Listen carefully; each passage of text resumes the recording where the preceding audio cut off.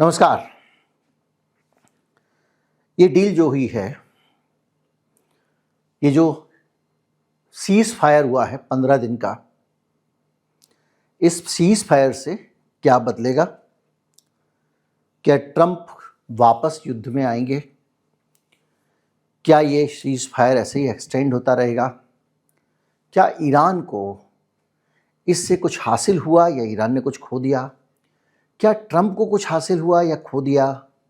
इस पूरी अफरा तफरी में क्या हुआ, किसको क्या मिला, किसका क्या गया, और आने वाले समय में ये जो डील है तथाकथित जो सीज फायर हुआ है, क्या ये टिक पाएगा या नहीं टिकेगा? इन सब चीज़ों को हम समझने की कोशिश करेंगे गहराई से। ये जानेंगे कि इसको टिकाए रखने में किसका हित है और इसको ना टिकाए रखने में किसका हित है। और सबसे बड़ी बात कि इस जीत के पीछे वजह क्या है, वो क्या कारण जिसके कारण अमेरिका हार गया, इतिहास की सबसे बड़ी हार उसके माथे पे लग गई। डोनाल्ड ट्रंप जान बचा के दौड़ रहा है, चप्पल भी नहीं पहन पाया है, हाथ में चप्पल है, इस दशा में दौड़ रहा है जूते हाथ में लेकर। और इस बार पीछे मुड़कर वो ये भी नहीं कह पा रहा है मैं तुम्हें तबाह कर दूंगा, मैं तुम्हें ये कर दूंगा, सिर्फ भाग रहा है बेतहाशा। आज इसी पे बात करेंगे। मैं हूं गिरिजेश वशिष्ठ, आप देख रहे हैं नॉकिंग न्यूज का यूट्यूब चैनल।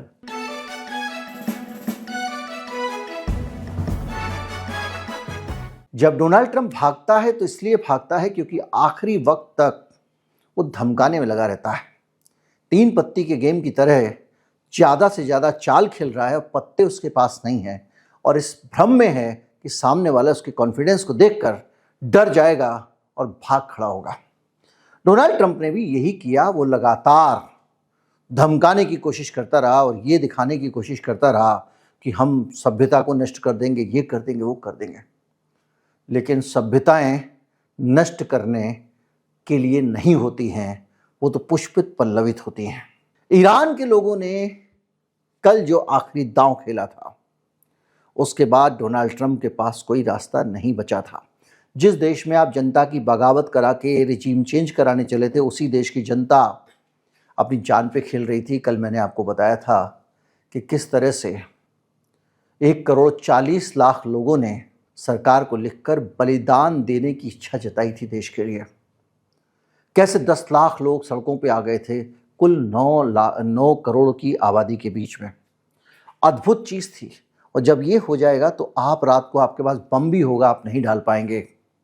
याद कीजिए, बहुत सारी फिल्में आती हैं जिसमें गांव वाले एक साथ बढ़ जाते हैं आगे, और उसमें डाकू को या विलेन को या अपराधी को उल्टे पांव भागना पड़ता है। ये ठीक वैसा था। लेकिन जहां पे खत्म हुआ उस जगह को समझना जरूरी है, क्योंकि इसकी भावनात्मक के साथ साथ कुछ तकनीकी चीजें भी हैं। सिर्फ 2 घंटे बचे थे और डोनाल्ड ट्रंप ने अचानक अपनी तरफ से एक संदेश दिया, और उस संदेश में लिखा हुआ था कि पाकिस्तान की तरफ से मेरे पास एक प्रस्ताव आया है जिसमें यह बताया गया है कि ईरान बातचीत के लिए तैयार है और हम सीज फायर घोषित करते हैं, यानी अपनी तरफ से युद्ध विराम की घोषणा की अमेरिका ने। उसके कुछ देर बाद ईरान का बयान आया कि अमेरिका अगर हमारे ऊपर हमला नहीं करता है तो हम भी इसके ऊपर हमला नहीं करेंगे। यहाँ पर कुछ कैच हैं। सबसे पहले ईरान का जवाब पढ़ते हैं। उस जवाब में आपको बहुत सारी चीज़ें मिलेंगी। पहले तो यह है कि ईरान की तरफ से एक जो बयान आया, वो बयान विदेश मंत्री का बयान था। अमेरिका जैसे बड़े देश के राष्ट्रपति के सामने एक विदेश मंत्री का बयान। आमतौर पे आपने देखा होगा कि वहाँ के विदेश मंत्री बयान देते रहते हैं और दूसरे देशों के प्रधानमंत्री जाके उनसे मिलते हैं। यहाँ उल्टा था। विदेश मंत्री ईरान का उत्तर दे रहा है डोनाल्ड ट्रंप के सवाल के प्रस्ताव का। उन्होंने लिखा है कि हम धन्यवाद देते हैं किसका? पाकिस्तान का, जिसमें पाकिस्तान के शरीफ का और जो मुनीर है उनका। और ये कहा है कि उन्होंने जो कोशिशें की ताकि शांति हो सके और यहाँ पे युद्ध खत्म हो। इसके अलावा उन्होंने ये भी कहा कि हम शरीफ से कहते हैं कि उनकी ट्वीट को देखते हुए कि अमेरिका ने जो रिक्वेस्ट की है 15 पॉइंट प्रोग्राम पे डिस्कशन करने के लिए और जिस तरह से डोनाल्ड ट्रंप ने अनाउंसमेंट किया उसको देखते हुए हम ये कहते हैं कि जनरल फ्रेमवर्क में ईरान का 10 पॉइंट का जो प्रोग्राम है, प्रस्ताव है, उसके आधार पे नेगोशिएशन होना चाहिए और हम सुप्रीम नेशनल काउंसिल जो है इजराइल की, उसके आधार पे सीज फायर की घोषणा कर रहे हैं। ठीक है, लेकिन यहां से कहानी आगे बढ़ती है और उसमें यह है कि अगर ईरान के ऊपर उन्होंने हमले नहीं किए तो हम भी हमले नहीं करेंगे। अब आगे की कहानी समझिए। यहां पर दिखाई पड़ता है कि ईरान ने क्या हासिल किया और ट्रंप ने क्या हासिल किया। For a period of 2 week safe passage through the strait of Hormuz will be possible via coordination with Iran's armed forces and while due consideration of technical limitations. मतलब का इसमें यह लिखा है कि अगर 2 हफ्ते की जो मियाद है उसमें हम हार्मुज से सेफ पैसेज देंगे, जहाज़ों को निकलने देंगे, ठीक है, और इसका जो निकलने का कोऑर्डिनेशन होगा वो इराक की सेना करेगी। इराक के सिक्योरिटी फोर्सेस में IRGC भी हो सकते हैं, इराक की सेना भी हो सकती है, और हम तय करेंगे किसको कब निकलना है, ठीक है। और इसमें यह कहा है with due consideration of technical limitations. सारे जहाज नहीं निकल सकते, टेक्निकल लिमिटेशंस है। अब यहां ठहर के थोड़ा अंदर की बात समझते हैं। एक जहाज को 3000 जहाज एक तो वहां पे हैं, एक जहाज को मोड़ने में, बड़ा जहाज अगर है तो 4 से 5 दिन लग जाते हैं उस पानी के अंदर। ये बाइक नहीं है या गाड़ी नहीं है कि आपने हैंडल घुमाया और मोड़ लिया। ये बड़े बड़े जहाज जो पानी में तैर रहे हैं और ये अपनी मर्जी से चलते हैं। इनको दिशा दी जाती है, लेकिन ऐसी नहीं दी जाती कि मौका सामने आ गया तो झट से ब्रेक लगा दिया और फिर रेस लगा दी। तो उनको 4 से 5 दिन घूमने में लगते जहाज को, एक जहाज को। यानी 15 दिन की मियाद में 5 दिन तो घूमने में लग जाएंगे एक जहाज को। 3000 जहाज हैं, सारे के सारे एक साथ नहीं मुड़ेंगे, कुछ पहले से मुड़े होंगे, कुछ को टाइम लगेगा, वगैरह वगैरह। यानी 15 दिन के समय में ये जहाज हार्मुज से निकल जाएं ऐसा मुमकिन नहीं है, क्योंकि यहाँ पर पहले से ही आप कह रहे हो कि यहाँ पर नीचे बारूदी सुरंगें हैं, वगैरह वगैरह। तो किसकी मदद से जाओगे आप? ईरान की सेना की मदद से। अब अमेरिका को ये लग रहा होगा, और बहुत सारे लोगों को लग रहा होगा कि एक बार स्ट्रेट ऑफ हार्मुज से ये जहाज निकल जाएं तब अमेरिका के लिए आसान काम होगा, जो चाहेंगे वो उड़ा देंगे, वगैरह वगैरह। लेकिन ईरान ने यहाँ पे बड़ी अच्छी सी कंडीशन रखी है। उसने ये कहा है कि 2 हफ्ते के अंदर हम निकालेंगे, सेफ पैसेज देंगे, दिक्कत नहीं करेंगे, पर हमारी सेना एक तो कोऑर्डिनेट करेगी, दूसरा टेक्निकल चीज़ें हम देखेंगे कितनों को एक बार में छोड़ सकते हैं कि नहीं छोड़ सकते हैं, हमको वहाँ से बारूद हटानी, ये करना है वो करना है। यानी इन 15 दिन में 3000 में से 500 जहाज भी निकल जाएं, बहुत बड़ी उपलब्धि होगी, क्योंकि अभी 10 से ज़्यादा जहाज नहीं निकल पा रहे हैं। यानी हार्मुज खाली इस तरह से नहीं हो जाएगा कि ईरान वहाँ जाके कुछ भी कर सके। पहली चीज़, 14 दिन का जो टाइम दिया है इन्होंने, इस 14 दिन के टाइम में किसी को कुछ हासिल होने वाला नहीं है, ख़ास तौर पे जो अमेरिका के पिट्ठू थे, चाहे वो अरब देश हों, जितने भी हैं ये तेल एक्सपोर्ट करने वाले, या कोई और हों। कैसे?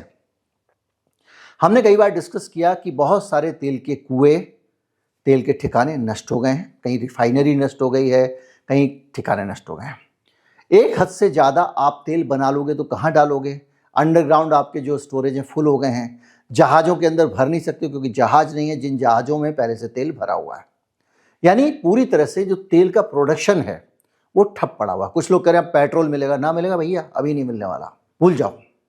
तो जो प्रोडक्शन को दोबारा से चालू करना, नष्ट हो गए ठिकानों को चालू करना, एक बार तेल का कुआं आपने बंद कर दिया तो दोबारा चालू करने में 15 दिन भी लग सकते हैं, महीना भर भी लग सकता है, और ये भी हो सकता है कि वो कुआं चालू ही ना हो, क्योंकि ये पूरा मैकेनिज्म मैंने समझाया था एक वीडियो में कि इसके अंदर आगे से यहाँ से उसी दबाव में अंदर पानी डाला जाता है या गैस डाली जाती है और तब उसको निकाला जाता है। एक सक्शन का मैकेनिज्म है, वैक्यूम जैसा, और अगर आप तेल नहीं निकालोगे वो सक्शन टूट जाता है और नीचे से जो पानी का दबाव है और ऊपर से चट्टान का दबाव है, जिसके कारण तेल को ऊपर खींचा जाता है, अगर एक बार उसका सिलसिला टूट गया और पानी तोड़ के तेल के ऊपर आ गया एक बार, क्योंकि प्रेशर है, वैसे तो तेल पानी पे तैरता है, तो वो कुआं खराब हो जाता है। तो ये कुल मिला के जो ऑयल प्रोड्यूसिंग देश हैं, इनके लिए कतई खुशखबरी नहीं है और हमारे लिए भी नहीं है कि 15 दिन में ये खुल हो जाएगा और फटाफट फटाफट सब जहाज निकल जाएंगे। 15 दिन में कुछ भी नहीं होने वाला है। केवल जो अटका हुआ कुछ जहाज़ों का तेल है वो निकल जाएगा। अब आगे समझिए, इनमें भी कौन से जहाज जाएंगे नहीं जाएंगे ये भी ईरान तय करेगा। उसके पास 100 बातें होंगी, किसको जाने देना है किसको नहीं जाने देना है। फ्रांस वाले को अभी भी जाने दे रहा है। जिस मकसद से डोनाल्ड ट्रंप ने 14 दिन का टाइम लिया होगा, जिसका लोग अनुमान लगा रहे हैं, वो मकसद ये है कि अमेरिका को तेल मिल जाएगा, दुनिया को तेल मिल जाएगा, तो तेल के दाम में जो आग लगी है वो कंट्रोल हो जाएगी। तो इस 14 दिन के ऊंट के मुंह में जीरा भी नहीं। इस युद्ध विराम से तेल दुनिया को नहीं मिलने वाला, ना तेल दुनिया के तेल के दाम कम होने वाले हैं। हाँ, एक अच्छी खबर आती है, अच्छा सेंटीमेंट आता है तो सट्टेबाज दौड़ पड़ते हैं, तो शेयर बाजार भी ऊपर जा रहा है, ये भी ऊपर जा रहा है, वो भी ऊपर जा रहा है। पर दुनिया की जो इकोनॉमी की दिक्कतें हैं वो अभी वहीं रहने वाली है। तो ये जो ट्रंप अपना प्रेशर घरेलू कम करने की कोशिश कर रहे थे वो नहीं हो रहा है। दूसरा, जब ये युद्ध में आप घुसे थे उस वक्त स्ट्रेट ऑफ हार्मुज आज़ाद था, लोग जाते थे तेल लेके निकल जाते थे, तमाम सारे देश हैं उसके आसपास। अब स्ट्रेट ऑफ हार्मुज पे राज करेगा ईरान। अब ओमान को निकलना हो, कतर को निकलना हो, यूएई को निकलना हो, सऊदी को निकलना हो, किसी का भी माल निकलना है तो ईरान की मर्जी से नहीं निकलेगा, ईरान की मर्जी से ही निकलेगा। ईरान की संसद में उन्होंने विधेयक पास किया और जिसमें तय है कि भैया ये रहेगा, और वो विधेयक पूरा का पूरा ये कहता है कि वहाँ जो मेंटेनेंस होगा, जहाज़ों की सुरक्षा करनी होगी, ये करना होगा, इसके नाम पे हम पैसा लेंगे। बहरहाल, और वो बहुत तगड़ी फीस रखने वाले हैं जो शायद 10% होने वाली। तो ये एक तरह से देखा जाए तो जिस सीज फायर के जरिए जो हासिल करने की डोनाल्ड ट्रंप कोशिश कर रहे थे वो हासिल नहीं हुआ। ईरान की ताकत बढ़ गई, हार्मुज उसके हाथ में आ गया। हार्मुज में टोल प्लाजा लग गई, कैसी जैसे रेलवे स्टेशन में आप जाते थे, किसी को छोड़ के चले जाते थे। अब क्या हो गया, रेलवे स्टेशन में बैरिकेशन वाला डंडा लगा दिया, ठेकेदार के पास पावर आ गई है। भाई साहब 20 मिनट से ज़्यादा रुके तुरंत 50 रुपये देने पड़ेंगे। हो गया ना। तो अब क्या हुआ, वो पावर ठेकेदार पे आ गई। ठीक उसी तरह से जैसे बैरिकेड लग जाता है, जैसे कि गडकरी जी तो हमारे टोल सालों से वसूल रहे हैं, वो लग गया। तो ईरान के पास एक एक्स्ट्रा पावर आ गई पैसे कमाने की, सब कुछ करने की। दूसरा, ईरान पे जो प्रतिबंध लगे हुए थे तेल एक्सपोर्ट करने वाले, फिलहाल वो प्रतिबंध अगर अमेरिका हटाता है, पहले टेम्परेरी इन्होंने अलाउ किए थे, अगर हटाता है तो बात बिगड़ जाएगी, फिर बातचीत आगे नहीं बढ़ेगी। तो अब प्रतिबंध भी हटे रहेंगे, यानी ईरान खुला हुआ है एकदम। अब आते हैं उन शर्तों पे जिनकी बातचीत हो रही है, जिनके आधार पे चीज़ें हो रही हैं, क्योंकि इन सभी पॉइंट पे डोनाल्ड ट्रंप को उसके घर वाले पीट रहे हैं। आपको पता है कि 100 के आसपास लोगों ने जो ये अपील की है कि डोनाल्ड ट्रंप को अब इम्पीच किया जाए, उनको हटा दिया जाए, उनके खिलाफ अविश्वास प्रस्ताव लाके उनको पद से हटा दिया जाए, जैसे हमारे बिरला जी के खिलाफ आया था, जैसे उस तरह का अविश्वास प्रस्ताव मोदी जी के खिलाफ भी आ चुका है। और ऐसी स्थिति में डोनाल्ड ट्रंप ने सोचा होगा कि मुसीबत बढ़ती जा रही है, भाई मुझे जाना है वहाँ पे अभी अपने चुनाव में मध्यावधि में, अगर वहाँ नहीं जीता तो मेरी ताकत चली जाएगी। 5 सीटें इधर से उधर होनी है, डोनाल्ड ट्रंप की ताकत गई, आप समझ लीजिए। तो ऐसे में ईरान के साथ में ये जो डील हुई है, इस डील में बहुत सारी चीज़ें आपको ध्यान दिलाती हैं। और बड़ी बात यह है कि ईरान जो है उसने अमेरिका के प्रति सीज फायर डिक्लेयर किया है। अभी हम आएंगे कि ये कितना टिकेगा इस पर अभी स्टेटस ये है, यानी अमेरिका 15 दिन के बाद भी मियाद बढ़ाने के लिए अभिशप्त है। अब वो ये नहीं कर सकता कि भाई वापस आ गए। लेकिन ईरान जो चाहता था, जो वो कह रहा था कि ना एक बार में फैसला हो जाए, वो बात अभी तक नहीं हुई है। मामला फिर सीज फायर पे है, फिर अमेरिका तैयारी करेगा, फिर वापस आ सकता है। तो इसमें बहुत सारी चीज़ें हैं जो इसको ख़त्म कर सकते हैं। उस पर आने से पहले हम और चीज़ों पे जाते हैं कि इनके प्रस्ताव क्या है जिन पे बातचीत हो रही है। जब तक हमको इन डेप्थ जानकारी नहीं होगी हम अक्सर कंफ्यूज हो सकते हैं। तो मैं आपको बता रहा हूँ कि जो ईरान के प्रस्ताव हैं वो कोई आक्रामक कार्रवाई नहीं होगी अमेरिका की तरफ से, पहली चीज़। दूसरा, स्टेट ऑफ मतलब ये हमेशा के लिए है, स्टेट ऑफ हरमुज पे कंट्रोल ईरान का रहेगा। ईरान का न्यूक्लियर इन्वेंचमेंट का जो अधिकार है वो स्वीकार किया जाए, मतलब उसको ये अधिकार है कि वो अपना बम बनाना, चाहे बम बनाए जो भी बनाए, लेकिन वो यूरेनियम को अपने एनरिच कर सकता है। सारे प्राइमरी सैंक्शन हटाइए, सारे सेकेंडरी सैंक्शन हटाइए। ईरान पे जितने सैंक्शन लगे हुए हैं, ईरान के खिलाफ संयुक्त राष्ट्र सुरक्षा परिषद में जो आपने प्रस्ताव दिए हैं उनको भी हटा दिया जाए। और एटॉमिक एनर्जी एजेंसी जो है उनके जो अभी तक गवर्नर्स के प्रस्ताव उनको खारिज किया जाए। क्या था मामला ये था कि IAEA में अमेरिका ने और इजराइल ने अपने लोग घुसा दिए और वो झूठे झूठे मुकदमे बना देते थे कि भाई ये परमाणु बम बना रहे हैं, ये कर रहा है, वो कर रहा है। तो ईरान ने उनको घुसने से रोक दिया कि भाई आप नहीं घुस सकते। उसने बहुत सारे इनके ऊपर केसेस लगाए हुए हैं, तो ये कह रहे हैं उन केसेस को भी हटाया जाए। इसके अलावा ईरान को जो नुकसान हुआ है, जो डैमेज हुआ है, उसका पूरा भुगतान करो, पेमेंट करो। तुमने आके हमारा आगे जो है मुड्ढा तोड़ा है, छज्जा तोड़ा है, तुम ही बनवा के दोगे, इस टाइप का मामला है। इसके साथ साथ एक शत्रुता समाप्त की जाए सब जगह से। अब यहां मसला बड़ा है। मसला यह है कि लेबनान का इलाका हो गया या दूसरा जो भी इलाका है, उन सब जगहों पर अब कन्फ्लिक्ट नहीं होना चाहिए।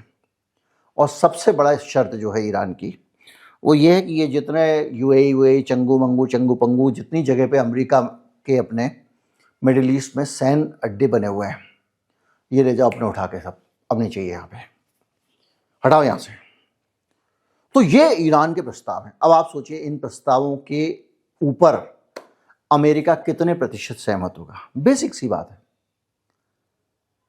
बहुत सारी जगहों पे अमेरिका की फूंक सरकेगी। ईरान को मुआवजा देगा तो पब्लिक पीटेगी, ट्रंप को अपने इलाके अपने देश में देगा नहीं।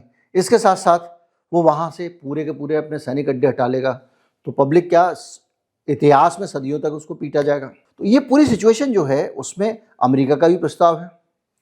वो कह रहा है कि जो आपके परमाणु केंद्र है उनको बंद करो, नष्ट करो, ये अमेरिका की शर्त है।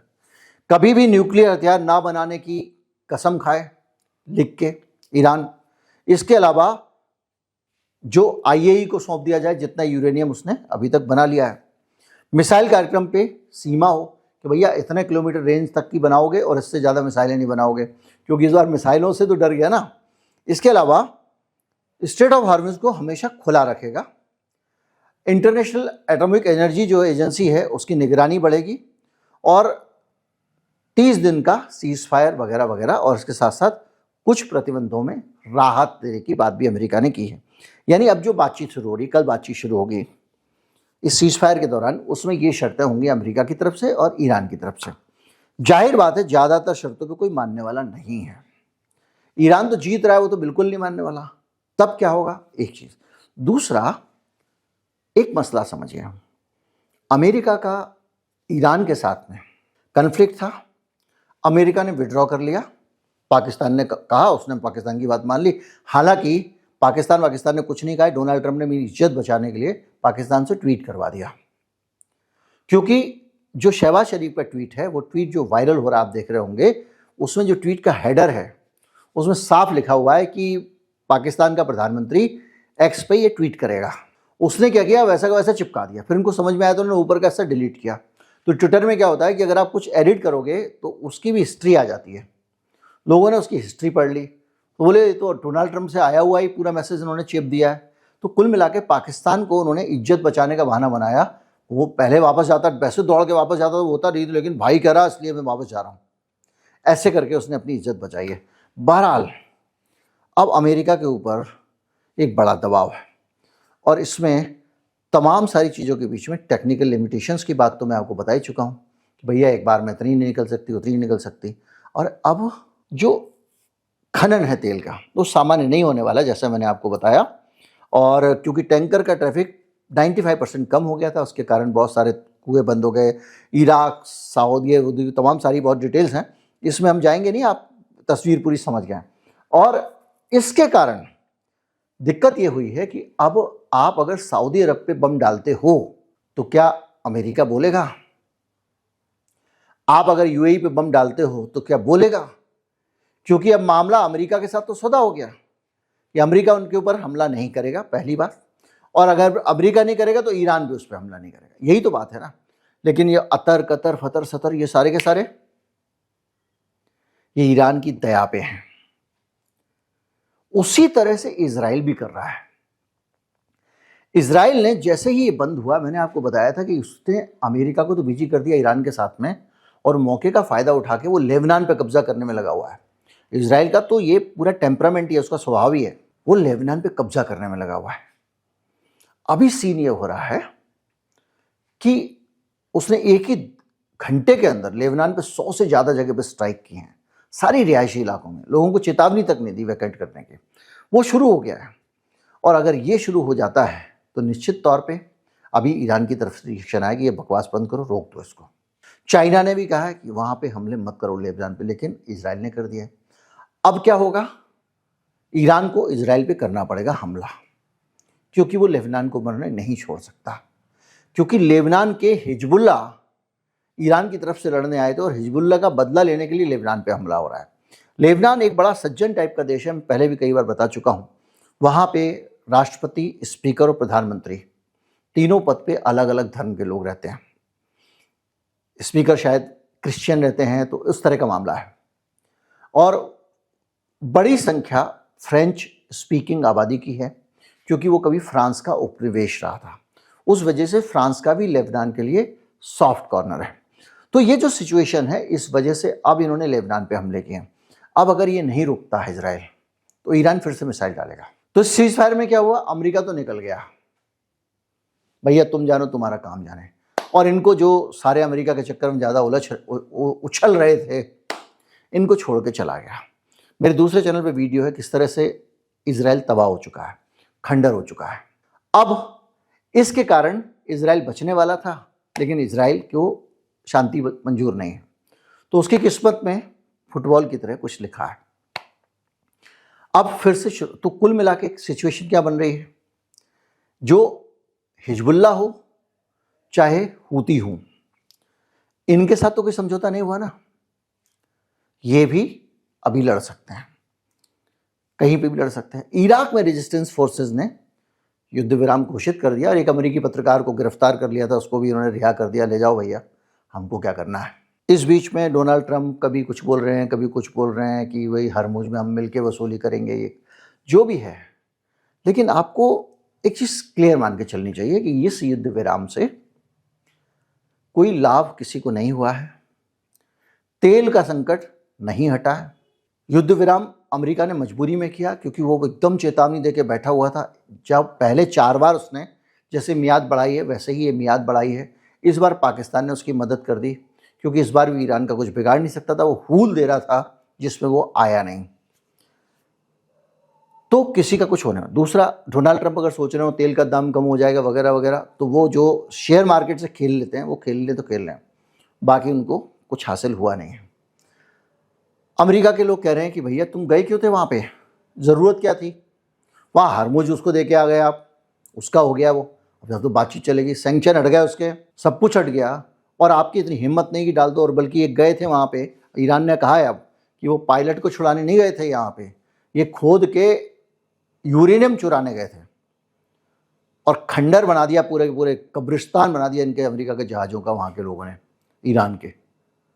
तो सिचुएशन जो है ना, वो अभी भी टेंस है। डोनाल्ड ट्रंप अभी भी झेपे हुए हैं। उनकी दिक्कत ये है कि अगर वो युद्ध में घुसे रहेंगे तो उनको दिक्कतें हो जाएंगी अपने देश में, इसलिए वो युद्ध से निकलना ही चाहते हैं, उनकी मजबूरी है। अब वो ईरान मौका ही नहीं दे रहा था। वो सोचते थे मैं एक परमाणु ठिकाने में मिसाइल गिरा दूंगा, ईरान मान जाएगा, समस्या खत्म हो जाएगी। ये 4 गिरा देता था जाके कहीं यहाँ वहाँ इजराइल पे, तो उनको वापस मिलने का मौका नहीं मिल रहा था, तो इसने निकाल दिया। तो इसलिए दोबारा घुसने में ट्रंप को बड़ी दिक्कत होने वाली है, इसलिए वो दोबारा घुसेंगे इसकी उम्मीद बहुत कम है। बाकी वो ऐसे लोगों के बीच में घुसे हुए हैं जो हो सकता है कि डोनाल्ड ट्रंप को चैन से रहने ही ना दें, अगर वो नहीं घुसे तो। नवंबर में मिड टर्म इलेक्शन है, अगर 1-2 महीने में इन्होंने कुछ नहीं किया, 1 महीने के अंदर, तो चीज़ें उलझती जाएंगी। इम्पीचमेंट इनके खिलाफ खड़ा हुआ है, इनको पद से हटाने के लिए लोग लगे हुए हैं, इस्तीफा दो, तुमने अमेरिका की सुरक्षा खतरे में डाली है वगैरह वगैरह। तो एक पूरा कंप्लीट जो सिचुएशन बन रही है वो ये बन रही है कि अब इस युद्ध विराम के 15 दिन में कुछ होने वाला नहीं है। ट्रंप चाहेंगे युद्ध विराम आगे बढ़े, इजराइल कतई नहीं चाहेगा कि युद्ध विराम हो। आप अच्छी तरह से जानते हो, कई बार पहले बता चुका हूँ। वो इसीलिए डिस्टर्बेंस क्रिएट कर रहा है लेबनान में, यहाँ पे वहाँ पे, क्योंकि उसको लग रहा है कि एक बार ईरान को युद्ध हो रहा है, अमेरिका जितना डैमेज करना है कर दे, और अगर खुद नुकसान भी होगा तो होगा, देखा जाएगा। तो एक वो फैक्टर है। तो डोनाल्ड ट्रंप की सिचुएशन गड़बड़ है, आप समझ लीजिए। तेल की समस्या दूर होने वाली नहीं है। ईरान जीत गया है, ईरान के लोग जीत गए हैं, और अब ईरान बहुत ज़्यादा मजबूत होकर निकलने वाला है। पूरे इस क्षेत्र में वो एक बड़ी शक्ति होगा, महाशक्ति होगा। बल्कि अरब सागर को पार करके हम भारत पाकिस्तान वाले भी ईरान के साथ अब दूसरा नज़रिया रखेंगे। हमने अभी से उससे ऑयल इंपोर्ट करना शुरू कर दिया है। अब वहाँ पर जो एक हम बना रहे थे पोर्ट, पता नहीं उनको बनाने को मिलेगा कि नहीं मिलेगा। अडानी जी का भी उसमें पैसा लगा हुआ है। पर जो भी सिचुएशन है, ये है कि इस डील से एक चीज़ पक्की हुई है कि डोनाल्ड ट्रंप की हार पे ठप्पा लग गया, दुनिया ने देख लिया। अमेरिका जो है वो इस बार खोखला साबित हुआ। अमेरिका का खजाना खाली है, हथियार खाली हैं, और जो उसने एक्स्ट्रा पैसा मांगा था कि भैया हमको $200 बिलियन दो, 2 ट्रिलियन कितना था, 1.5 ट्रिलियन था शायद, लड़ने के लिए युद्ध में, उसका प्रस्ताव वापस ले लिया है। अब ज़रूरत नहीं पड़ेगी, क्योंकि वो पहले ही कंगाल हो रहे हैं। तो एक जो इकोनॉमी को, पूरी दुनिया को नुकसान हुआ, ये हुआ वो हो गया, उसकी भरपाई भी जल्दी होने वाली नहीं है। तो जो भी है, अब विश्वास का वातावरण पैदा करना पड़ेगा, और सबसे पहले अब अमेरिका के बाद इजराइल को भी नाक रगड़नी पड़ेगी। उसके बगैर काम नहीं चलेगा। नमस्कार, जय हिंद।